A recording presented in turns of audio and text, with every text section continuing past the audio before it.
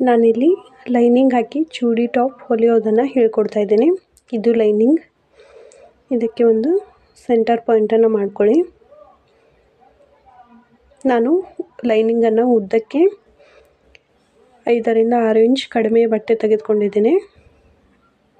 ಮೇಲಿನ ಬಟ್ಟೆಗಿಂತ 5 ರಿಂದ 6 inch lining ಬಟ್ಟೆ ಕಡಿಮೆ ಇರಬೇಕು ಉದ್ದಕ್ಕೆ.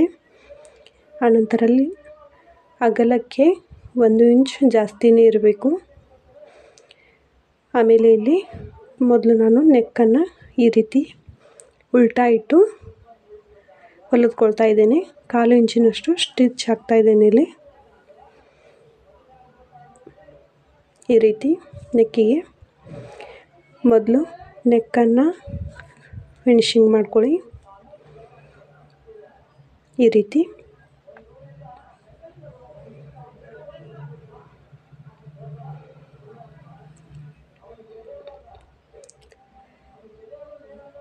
ಅನಂತರ ಇದನ್ನು ಕಟ್ ಮಾಡ್ಕೊಳ್ಳಿ.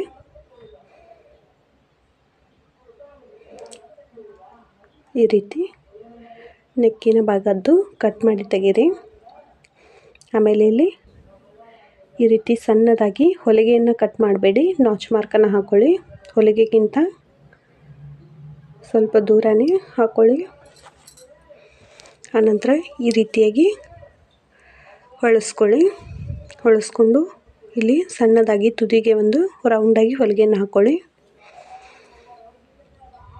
ಈ ರೀತಿ ಸೀದಾ ಮಾಡಿಕೊಂಡು ಒಂದು ಹೊಲಿಗೆಯನ್ನು ಹಾಕಿದ ನಂತರ ಈಗ ಕೆಳಗಡೆ ಲೈನಿಂಗ್ ಬಟ್ಟೆಯನ್ನು ಈ ರೀತಿ ಕೆಳಗಡೆ ಮಡಚಿ ಹೊಲಿದ್ಕೊಳ್ಳಿ. ಇದನ್ನು ಈ ರೀತಿಯಾಗಿ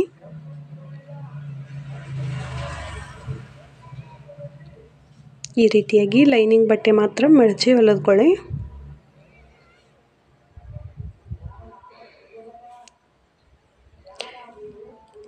ಫ್ರಂಟ್ ಮತ್ತು ಬ್ಯಾಕ್ ಅಂದರೆ ಹಿಂಭಾಗ ಮತ್ತು ಮುಂಭಾಗ ಎರಡೂ ಇದೇ ರೀತಿ ಮಾಡ್ಕೊಳ್ಳಿ. ನೆಕ್ ಫಿನಿಶಿಂಗ್ ನಂತರ ಲೈನಿಂಗ್ ಕೆಳಗಡೆ ಹೊಲಿಗೆಯನ್ನು ಹಾಕ್ಕೊಳ್ಳಿ. ಆಮೇಲೆ ಇಲ್ಲಿ ನಾನು ಈ ರೀತಿ ತುದಿಗೆ ಹೊಲಿಗೆಯನ್ನು ಹಾಕ್ಕೊಳ್ತಾ ಬರ್ತಾ ಇದ್ದೀನಿ. ಯಾಕಂದರೆ ಬಟ್ಟೆ ಸೈಡ್ ಫಿಟ್ಟಿಂಗ್ ಹಿಡಿಯುವಾಗ ಆ ಕಡೆ ಈ ಕಡೆ ಲೈನಿಂಗ್ ಸರಿದಾಡಬಾರ್ದು ಅಂತ ಈ ರೀತಿ ಫಿಟ್ಟಿಂಗನ್ನು ಈ ರೀತಿ ಹೊಲಿಗೆಯನ್ನು ಹಾಕ್ಕೊಳ್ತಾ ಇದ್ದೀನಿ. ಈ ರೀತಿ ಆದ ನಂತರ ನೆಕ್ಸ್ಟ್ ಈ ಸೈಡ್ ಕೂಡ ಅದೇ ಥರ ಹೊಲಿಗೆಯನ್ನು ಹಾಕ್ಕೊಳ್ಳಿ. ಕೆಳಗಡೆ ಬಿಟ್ಟು ಈ ಬಗಲು ಮತ್ತು ಸೈಡ್ ಫಿಟ್ಟಿಂಗ್ ಹಿಡಿಯುವಲ್ಲಿ ಮಾತ್ರ ಲೈನಿಂಗ್ ಮತ್ತು ಮೇನ್ ಫ್ಯಾಬ್ರಿಕನ್ನು ಜಾಯಿಂಟ್ ಮಾಡ್ಕೊಳ್ಳಿ. ಈ ರೀತಿಯಾಗಿ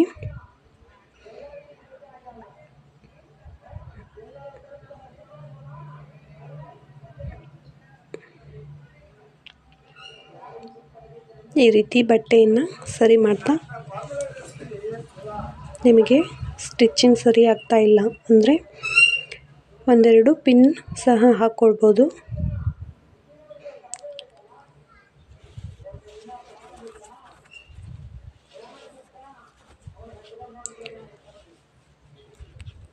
ಈ ರೀತಿಯಾಗಿ ಆ ಕಡೆ ಈ ಕಡೆ ಸ್ಟಿಚ್ ಹಾಕಿದ ಮೇಲೆ ಈ ರೀತಿಯಾಗಿದೆ. ಈಗ ಇದನ್ನು ಎಕ್ಸ್ಟ್ರಾ ಬಟ್ಟೆ ಕಟ್ ಮಾಡಿ ತೆಗೆದುಕೊಳ್ಬೇಡಿ. ಈ ರೀತಿಯಾಗಿ ಮೇನ್ ಫ್ಯಾಬ್ರಿಕನ್ನು ಕಟ್ ಮಾಡಬೇಡಿ ಯಾವುದೇ ಕಾರಣಕ್ಕೂ. ಸೈಡ್ ಫಿಟ್ಟಿಂಗನ್ನು ಹಿಡಿಯೋಕೆ ಈಸಿ ಆಗುತ್ತೆ, ಅದಕ್ಕಾಗಿ ಈ ಎಕ್ಸ್ಟ್ರಾ ಲೈನಿಂಗನ್ನು ತೆಗೆದುಬಿಡಿ. ಎರಡೂ ಪೀಸನ್ನು ಇದೇ ಥರ ಕಟ್ ಮಾಡಿ ಎಕ್ಸ್ಟ್ರಾ ಪೀಸನ್ನು ತೆಗೆದುಕೊಳ್ಳಿ. ಈ ರೀತಿ ಬಗಲಿಗೂ ಕೂಡ ಶೇಪನ್ನು ಕೊಡಿ.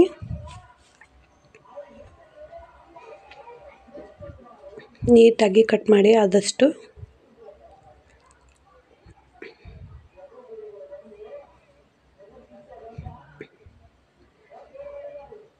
ಈ ರೀತಿ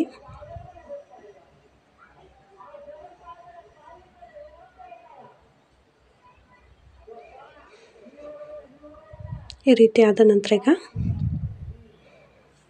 2 ಪೀಸ್ ಶೋಲ್ಡರನ್ನು ಜಾಯಿಂಟ್ ಮಾಡ್ಕೊಳ್ಳಿ. ಈ ರೀತಿ ಶೋಲ್ಡರ್ ಜಾಯಿಂಟ್ ಮಾಡ್ಕೊಳ್ಳಿ.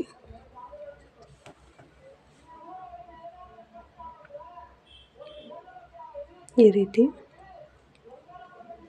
1/4 ಇಂಚ್ ಬಿಟ್ಟು ಈ ರೀತಿ 2 ಹೊಲಿಗೆಯನ್ನು ಹಾಕ್ಕೊಳ್ಳಿ, ಆ ಕಡೆ ಮತ್ತು ಈ ಕಡೆ.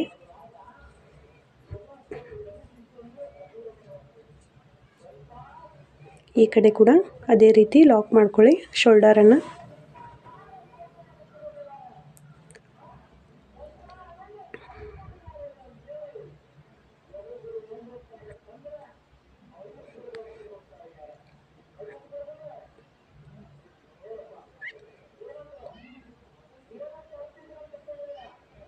ಈ ರೀತಿ ಶೋಲ್ಡರನ್ನು ಜಾಯಿಂಟ್ ಮಾಡಿದ ನಂತರ ಈಗ ಸ್ಲೀವ್ ಯಾವ ರೀತಿ ಕಟ್ ಮಾಡೋದು ಅಂತ ನಾನು ಹಿಂದಿನ ವಿಡಿಯೋದಲ್ಲಿ ಹೇಳಿದ್ದೇನೆ. ಈ ರೀತಿ ನೀಟಾಗಿ ಮಾಡ್ಕೊಳ್ಳಿ ಶೋಲ್ಡರನ್ನು.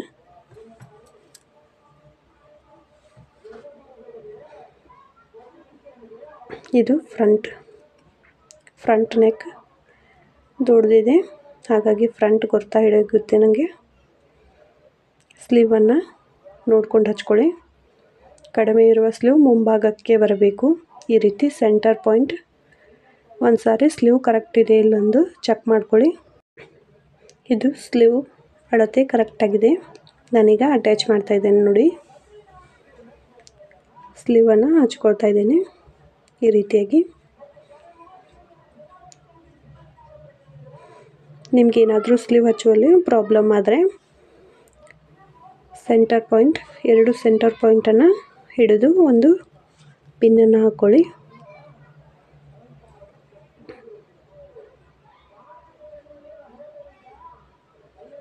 ಈ ರೀತಿಯಾಗಿ 2 ಸ್ಲೀವನ್ನು ಅಟ್ಯಾಚ್ ಮಾಡ್ಕೊಳ್ಳಿ. ಆದಷ್ಟು ಸ್ಲೀವ್ ಮತ್ತು ಬಗಲಿನ ಶೇಪನ್ನು ಎಳೆಯಬೇಡಿ. ಎಳೆದ್ರೆ ಸ್ಲೀವ್ ಸರಿಯಾಗಿ ಬರೋದಿಲ್ಲ. ಹಾಗಾಗಿ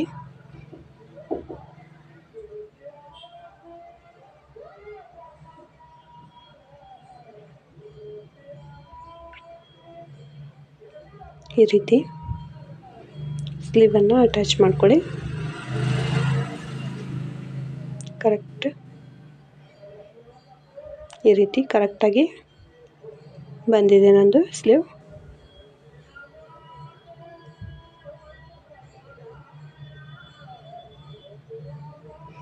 ಇದಕ್ಕೆ ಮತ್ತೊಂದು ಹೊಲಿಗೆಯನ್ನು ಹಾಕ್ಕೊಳ್ತಾ ಇದ್ದೇನೆ.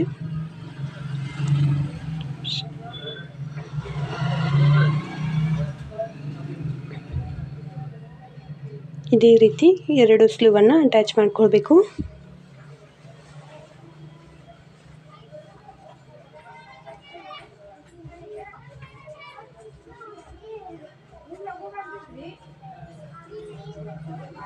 ನೋಡಿ ಈ ರೀತಿ ಬಂದಿದೆ. ಆನಂತರ ಈ ಕಡೆ ಸ್ಲೀವ್ ಕೂಡ ಅದೇ ರೀತಿ ಅಟ್ಯಾಚ್ ಮಾಡ್ಕೊಳ್ಳಿ. ಅದಾದ ನಂತರ ಈಗ ಸೀಟಿನ ಮಾರ್ಕ್ ಎಲ್ಲಿರುತ್ತದೋ ಅಲ್ಲಿ ನಾಚ್ ಮಾರ್ಕ್ ಹಾಕ್ಕೊಂಡಿರ್ತೇವೆ. ಲೈನಿಂಗ್ ಕೂಡ ನಾಚ್ ಮಾರ್ಕ್ ಹಾಕ್ಕೊಳ್ಳಿ. ಇಲ್ಲಿಂದ 1.5 ಅಥವಾ 1 ಇಂಚ್ ತೆಗೆದುಕೊಂಡ್ರೂ ನಡೆಯುತ್ತೆ. ಇಲ್ಲಿ ಸೈಡ್ ಫಿಟ್ಟಿಂಗ್ 1.5 ಇಟ್ಟಿರ್ತೇವೆ, ಇಲ್ಲಿ 1.5ನೇ ತೆಗೆದುಕೊಳ್ಬೇಕು. ಸೀಟಲ್ಲಿ ಮಾತ್ರ 1 ತೆಗೆದುಕೊಂಡ್ರೆ ನಡೆಯುತ್ತೆ. ಇಲ್ಲಿ ಕೂಡ 1.5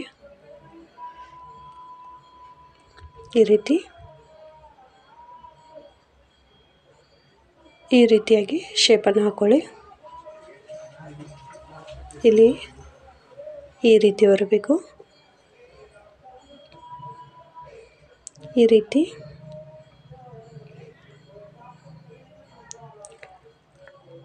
ಈ ಕಡೆಯೂ ಕೂಡ ಅಷ್ಟೇ. ಇದನ್ನೇ ಈ ಥರ ಇಟ್ಟು ಆ ಕಡೆಯೂ ಮಾರ್ಕ್ ಮಾಡೋ ಥರ ರಬ್ಬಾಗಿ ಮಾಡಿಕೊಂಡು ಈ ಥರ ಮಾಡ್ಕೊಂಬಿಡಿ. ಇಲ್ಲೇನು ಮೆಸರ್ಮೆಂಟ್ ತೊಗೊಳ್ಳೋದು ಬೇಡ. 2 ಸೈಡು ಈ ಥರ ಮಾರ್ಕ್ ಆದ ನಂತರ ಈಗ ಈಗ ಸೈಡ್ ಫಿಟ್ಟಿಂಗ್ ಯಾವ ರೀತಿ ಹಿಡಿಯೋದು ಅಂತ ಹೇಳ್ಕೊಡ್ತಾ ಇದ್ದೇನೆ.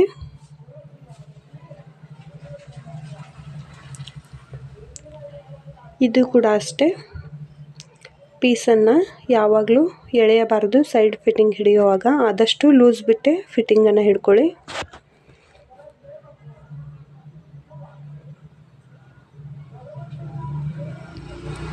ಈ ರೀತಿಯಾಗಿ ಆದಷ್ಟು ಲೂಸ್ ಬಿಡಿ.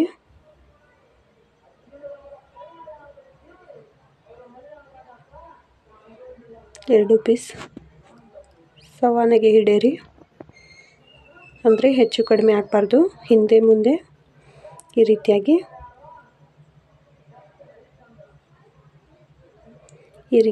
ಆ ಪಾಯಿಂಟ್ ಇರುವವರೆಗೂ ಮಾತ್ರ ಸೂಜಿಯನ್ನು ತೆಗೆದುಕೊಂಡು ಬನ್ನಿ. ಸೂಜಿಯನ್ನು ಅಲ್ಲಿಗೆ ನಿಲ್ಲಿಸಿ ಅಲ್ಲಿ ಲಾಕ್ ಮಾಡ್ಕೊಳ್ಳಿ. ಆನಂತರ ಅಲ್ಲಿಂದ 2 ಇಂಚ್ ಮೇಲೆ ಈ ರೀತಿ ಅದೇ ಹೊಲಿಗೆಯಲ್ಲೇ ತೆಗೆದುಕೊಂಡು ಬಂದು ಇಲ್ಲಿ ಪಕ್ಕಕ್ಕೆ ಅದನ್ನು ಹೊಲಿಗೆಯನ್ನು ಹಾಕ್ಕೊಳ್ಳಿ. 2 ಇಂಚ್ ಅದೇ ಹೊಲಿಗೆಯಲ್ಲಿ ತರಬೇಕು. ಆನಂತರ ಈ ರೀತಿ ಹೊಲಿಗೆಯನ್ನು ತೆಗೆದುಕೊಂಡು ಬಂದು ಆನಂತರ ನಿಮಗೆ ಇನ್ನೊಂದು ಹೊಲಿಗೆ ಬೇಕಾದರೂ ಹಾಕ್ಕೊಳ್ಬೋದು. ನಾನಿಲ್ಲಿ 3 ಹೊಲಿಗೆಯನ್ನು ಹಾಕ್ಕೊಳ್ತಾ ಇದ್ದೇನೆ. ಇದೇ ರೀತಿ ಸೇಮ್ ಇಲ್ಲಿ ಒಂದೇ ಹೊಲಿಗೆ ಬರಬೇಕು. ಆನಂತರ ಇಲ್ಲಿ ಅದರ ಪಕ್ಕಕ್ಕೆ ಮತ್ತೊಂದು ಹೊಲಿಗೆಯನ್ನು ಹಾಕ್ಕೊಳ್ಳಿ. ಈ ರೀತಿ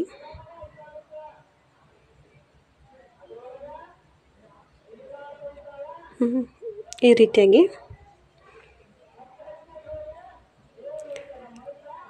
ಇದಾದ ನಂತರ ಈಗ ಈ ರೀತಿ ಬರುತ್ತದೆ. ನಿಮಗೆ ಇಲ್ಲಿ ಮಡಚಲು ಈಸಿ ಆಗುತ್ತದೆ. ಅದೇ ರೀತಿ ಈ ಕಡೆನೂ ಕೂಡ ಇಲ್ಲಿ ಕೂಡ ಇದೇ ರೀತಿ ಮಾರ್ಕ್ ಮಾಡಿಕೊಂಡು ಸೇಮ್ ಅದೇ ಪ್ರೊಸೆಸ್ಸಲ್ಲಿ ಇದನ್ನು ಕೂಡ ಸ್ಟಿಚಿಂಗನ್ನು ಮಾಡಿ. ಬಟ್ಟೆಯನ್ನು ಎಳೆಯಬೇಡಿ. ಈ ರೀತಿ 3 ಹೊಲಿಗೆಯನ್ನು ಹಾಕ್ಕೊಳ್ಳಿ. ಈ ರೀತಿಯಾಗಿ 2 ಸೈಡ್ ಒಂದೇ ರೀತಿ ಫಿಟ್ಟಿಂಗನ್ನು ಹಿಡಿದುಕೊಳ್ಳಿ.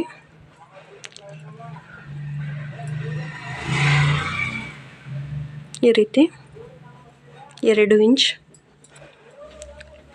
ಇಂಚಿನಷ್ಟು 3 ಹೊಲಿಗೆ ಒಂದೇ ಲೈನಲ್ಲಿ ಬರಬೇಕು. ನಂತರ ಪಕ್ಕಕ್ಕೆ ಹಾಕ್ಕೊಳ್ಳಿ 3 ಹೊಲಿಗೆನ. ಈ ರೀತಿ ಮಾಡೋದ್ರಿಂದ ಸ್ಲಿಟ್ ಸರಿಯಾಗಿ ಬರುತ್ತದೆ.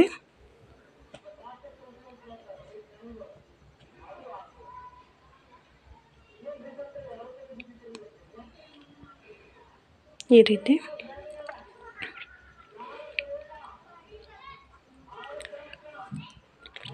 ಆಮೇಲೆ 1.5 ಇಂಚಿನಷ್ಟು ಮಾರ್ಕ್ ಮಾಡಿಕೊಂಡು ಅದನ್ನು ಈ ರೀತಿ ಕಟ್ ಮಾಡ್ಕೊಳ್ಳಿ. ಕ್ರಾಸ್ ರೀತಿಯಲ್ಲಿ ಈ ರೀತಿ 2 ಸೈಡ್ ಇದೇ ರೀತಿ ಕಟ್ ಮಾಡ್ಕೊಳ್ಳಿ.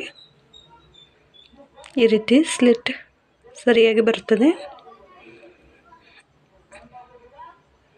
ಇಲ್ಲಿ ಕೂಡ 1.5 ಈ ರೀತಿ ಕ್ರಾಸಲ್ಲಿ ಕಟ್ ಮಾಡ್ಕೊಳ್ಳಿ.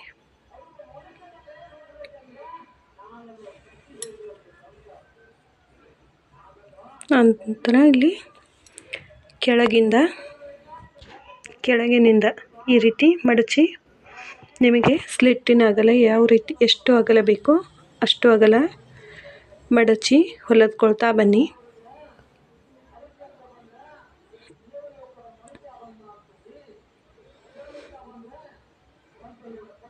ನಾನಿಲ್ಲಿ 1/2 ಇಂಚಿನಷ್ಟು ಅಗಲ ಹೊಲಿದ್ಕೊಳ್ತಾ ಬರ್ತಾಯಿದ್ದೀನಿ. ಈ ರೀತಿ 1/2 ಇಂಚಿನ ಅಗಲದಲ್ಲಿದೆ. ಅದಕ್ಕಿಂತ ಕಡಿಮೆ ಕೂಡ ಮಾಡ್ಕೊಳ್ಬೋದು. ಈ ರೀತಿ ಈ ಪಾಯಿಂಟಿಗೆ ಬಂದ ನಂತರ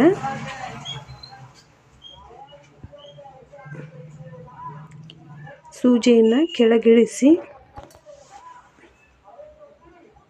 1/2 ಇಂಚಿನಷ್ಟು ಲಾಕ್ ಮಾಡಿದರೆ ಮೇಲೆ ಬರಬೇಕದು. ಬಂದಮೇಲೆ ಸೂಜಿಯನ್ನು ಕೆಳಗಿಳಿಸಿ ಬಟ್ಟೆಯನ್ನು ಹೊಳಿಸ್ಕೊಳ್ಬೇಕು. ಹೊಳಿಸ್ಕೊಂಡ ನಂತರ ಮತ್ತೆ ಸ್ಟಿಚ್ ಹಾಕಿ ಆನಂತರ ಸೂಜಿಯನ್ನು ಕೆಳಗಿಳಿಸಿ ಈ ಸೈಡ್ ಬಟ್ಟೆಯನ್ನು ಟರ್ನ್ ಮಾಡ್ಕೋಬೇಕು. ನಾನಿಲ್ಲಿ ಈ ರೀತಿ ತೋರಿಸ್ತಾ ಇದ್ದೀನಲ್ಲ, ಅದೇ ರೀತಿ ನೀವು ಕೂಡ ಬಟ್ಟೆಯನ್ನು ಟರ್ನ್ ಮಾಡಿಕೊಂಡು ಈ ಕಡೆ ಸ್ಲಿಟ್ ಮಡಚ್ಕೊಳ್ಬೇಕು.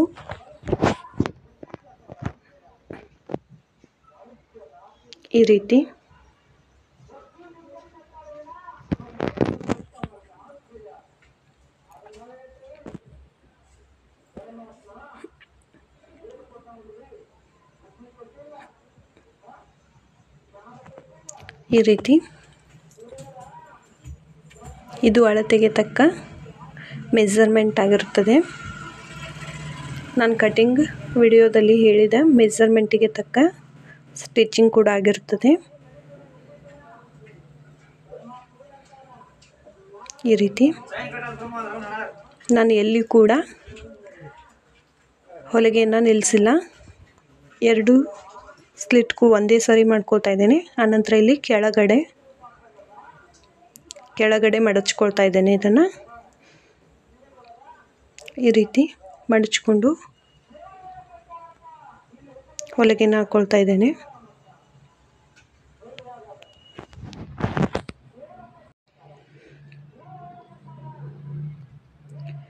ಈ ರೀತಿ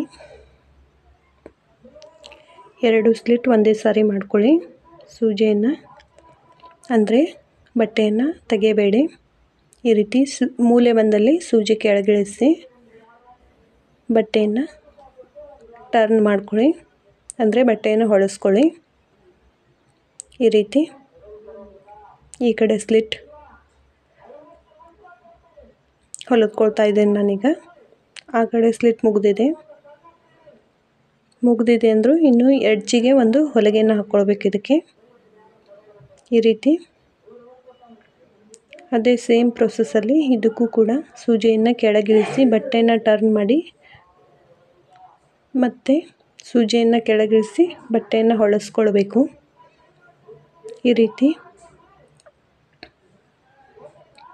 ಈ ರೀತಿಯಾಗಿ ಸ್ಲಿಟ್ಟನ್ನು ಮಾಡ್ಕೊಳ್ಳಿ. ಅಂದರೆ ಡ್ರೆಸ್ ಕೂಡ ನೀಟಾಗಿ ಕಾಣುತ್ತದೆ. ನಾನಿಲ್ಲಿ ಕೆಳಗೆ ಇನ್ನೊಂದು ಸೈಡ್ ಹಿಂಭಾಗದ ಕೆಳಗಡೆ ಮಡಚಿ ಹೊಲಿದ್ಕೊಳ್ತಾ ಇದ್ದೇನೆ. ಈಗ ಒಂದು ಹೊಲಿಗೆ ಮುಕ್ತಾಯ ಆಯಿತು.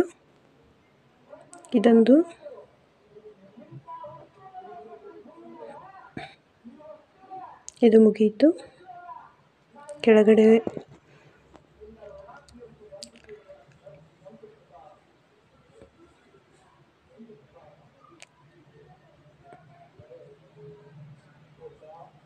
ಆನಂತರ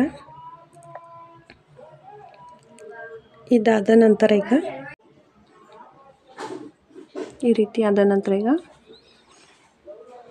ನಾನು ಇದಕ್ಕೆ ಸ್ಲಿಟ್ಟಿಗೆ ಮಾತ್ರ ಇನ್ನೊಂದು ಹೊಲಿಗೆಯನ್ನು ಹಾಕ್ಕೊಳ್ತಾ ಇದ್ದೀನಿ. ಈ ರೀತಿ ಚೌಕ ಬಂದಿದೆ. ಇಲ್ಲಿ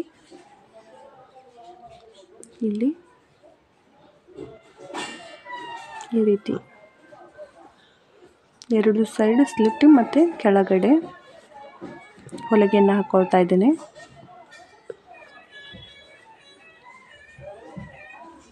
ಈ ರೀತಿ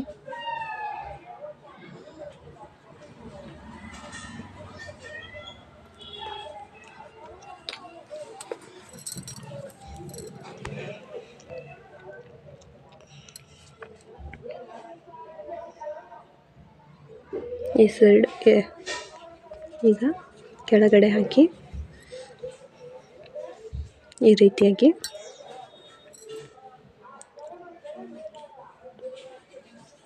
ಇದು ಇನ್ನೊಂದು ಸೈಡ್ ಸ್ಲಿಟ್ಟಿಗೆ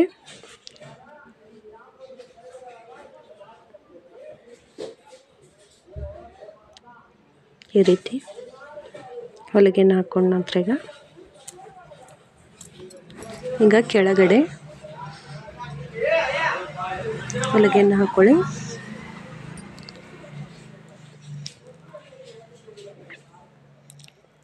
ಈಗ ಇದು ರೆಡಿಯಾಗಿದೆ.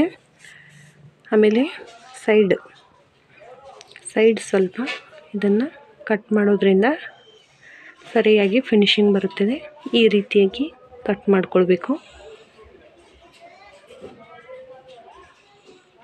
ಈ ರೀತಿಯಾಗಿ 3 ಹೊಲಿಗೆ ಬಿಟ್ಟು ಮುಂದಿನ ಬಟ್ಟೆಯಲ್ಲಿ ಮಾತ್ರ ಈ ರೀತಿ ಕಟ್ ಮಾಡ್ಕೊಳ್ಳಿ. 2 ಸೈಡ್ ಇದೇ ರೀತಿ ಕಟ್ ಮಾಡೋದ್ರಿಂದ ಫಿನಿಶಿಂಗ್ ಚೆನ್ನಾಗಿ ಬರುತ್ತದೆ.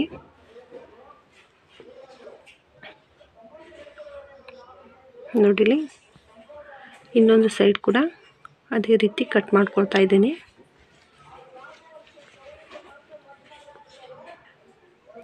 ಈ ರೀತಿ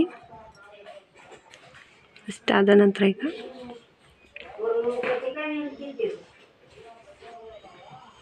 ಈ ರೀತಿ ರೆಡಿಯಾಗಿದೆ ಚೂಡಿ ಟಾಪ್.